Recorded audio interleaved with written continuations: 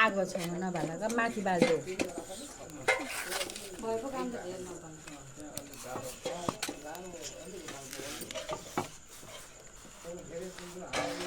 hello भाइहरू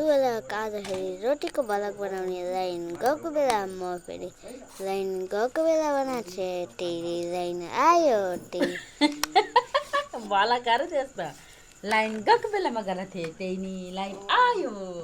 त्यही नि म यहाँ रोटीमा हेरिरहेको छु लाइट बन्द हालिदिन्छु हामीले त यो भलक बनाएको तर भलकपुर बनेन खै कस्तो बन्ने त्यो भलक